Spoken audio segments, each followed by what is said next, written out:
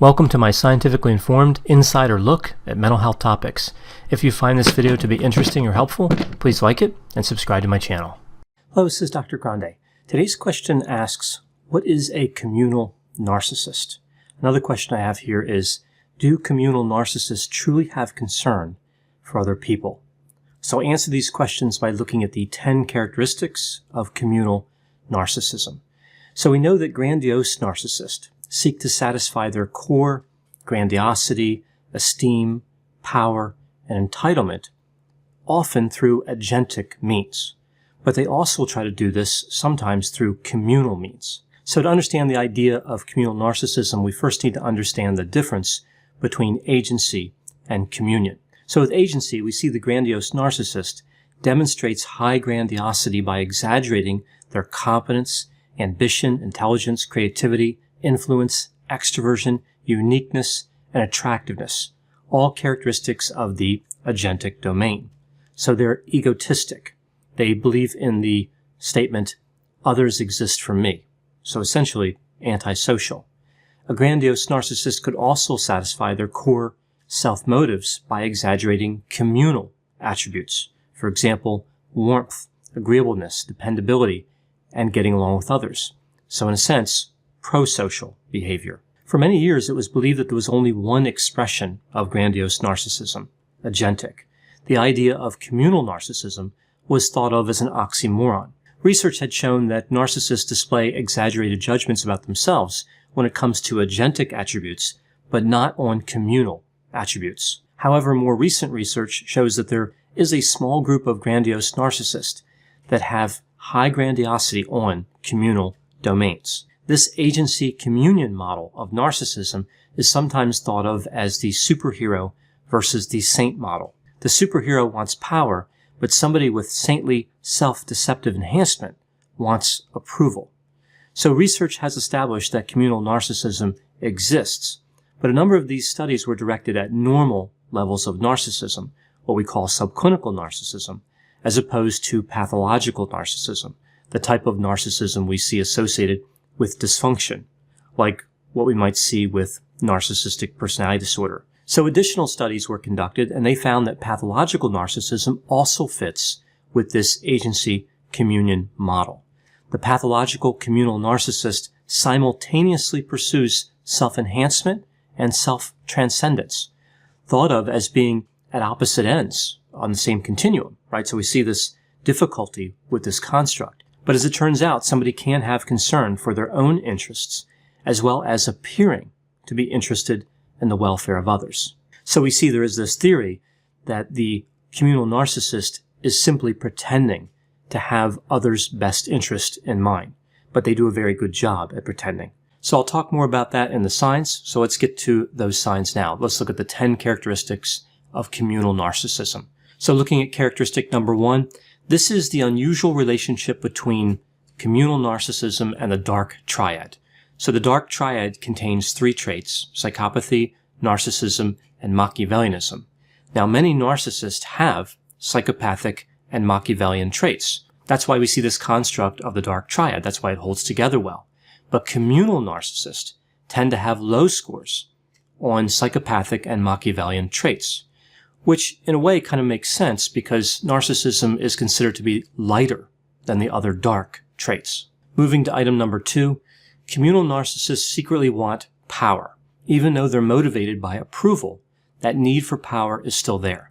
They won't sacrifice an opportunity to get a higher position in a pro-social organization, including organizations comprising volunteers, right? So the communal narcissist is always angling to get back to a feeling of power, a position of power. And that'll become a little bit more clear as I look at more of these different items.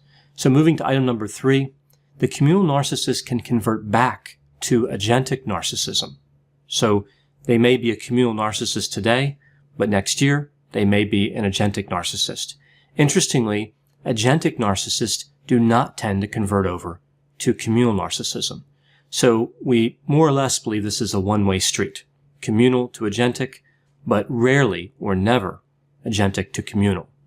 When communal narcissists have an opportunity to satisfy their core motives in an agentic fashion, This is when they move from communal self-perceptions and behavior over to the agentic side. So essentially, there isn't a good fit between narcissism and communal values. Moving to item number 4, somebody becomes a communal narcissist instead of an agentic narcissist because of environmental factors.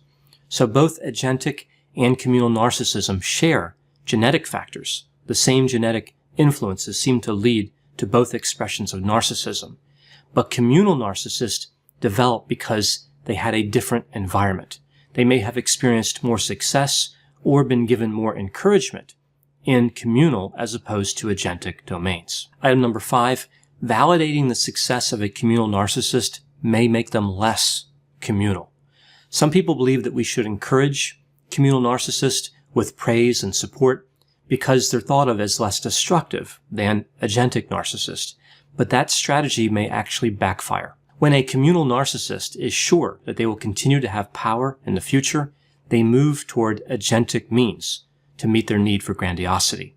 So we have to be careful when validating the communal narcissist. Item number 6, they tend to make statements that contain both narcissistic and pro-social elements at the same time. In many of their proclamations, we can see that something is a little bit off.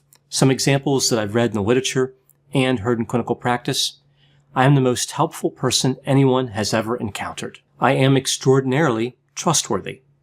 I'm more caring than anyone else in the world.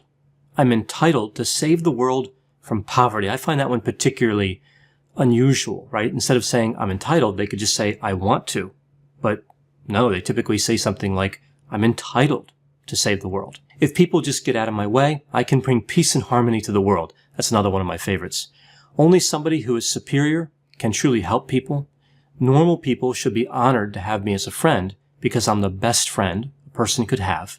And the last statement, my kindness is so powerful that sometimes it hurts people, right? So we can really see clearly the narcissism, and then we have this element of altruism, agreeableness, helpfulness kind of mixed in there, but the two really don't fit well together. Item number 7, communal narcissism does have a dark side, even though it's not related to the other dark traits I talked about before, psychopathy and Machiavellianism. Namely, it has been associated with peer-reported aggression. So it may not be wise to consider communal narcissists as automatically safe to be around because of that seemingly pro-social element. We still see aggression. Sign number 8, both agentic and communal narcissists have about the same levels of mental health distress, but it's possible that communal narcissists are actually higher in neuroticism. So here we do see mixed findings, but it's an interesting theory about the neuroticism. Again, kind of consistent with the idea that narcissism and communion don't fit well together. The communal narcissist isn't really content with their method for satisfying their need for grandiosity. Item number 9. We see that communal narcissism is actually distinct from vulnerable narcissism. There's no mixed findings here like we saw in the prior item. Vulnerable narcissism appears to be completely unrelated to communal narcissism. With a communal narcissist, we would not expect to see shame, resentfulness, hypersensitivity to criticism, pessimism, or distrust. Communal narcissism is actually positively associated with trust, which is really one of the most confusing attributes of this expression of narcissism. One of the core personality factors associated with narcissism is low agreeableness. So to have a high expression on a facet of agreeableness, again, trust, just seems a little unusual, but it is what we see in the research literature. Now moving to item number 10, the last item here, the communal narcissist is well-liked. So agentic narcissists tend to be disliked. Communal narcissists are liked more than agentic narcissists, and they're liked more than non-narcissist. So communal narcissist has the highest level of likability of these three categories of agentic, communal, and non-narcissist.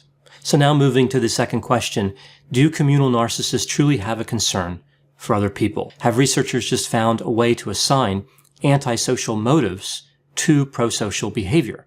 So now people can't do anything good without being called a narcissist. So this brings up the idea of the wolf in sheep's clothing. What if it's simply a wolf dressed up as a wolf? Now, I'm not really sure what that would look like because wolves don't wear clothes, but Either way, a wolf who looks like a wolf, right? A wolf with limited apparel options, right? Is that what's going on here? Well, here's what the research says. Individuals high in communal narcissism seem to make pronounced attempts to present themselves as oriented to the needs of others without actually possessing the corresponding implicit trait concept. So as it turns out, communal narcissists are only communal in their behavior, not in their personality. So they don't have the personality traits consistent with being high in communion. This is the so-called hypocritical communion hypothesis. So a wolf in sheep's clothing? Maybe. But we must remember that there is a self-deceptive component to narcissism. A communal narcissist would have a distorted view of their own communion. So they really could just be fooling themselves into believing that they care about other people. Self-deception is very powerful, and we know self-deception is extremely common with narcissism. So there are my thoughts on communal narcissism. I know whenever I talk about topics like narcissism, there will be a variety of opinions. Please put any opinions and thoughts in the comment section. They always generate an interesting dialogue. As always, I hope you found my analysis of this topic to be interesting. Thanks for watching.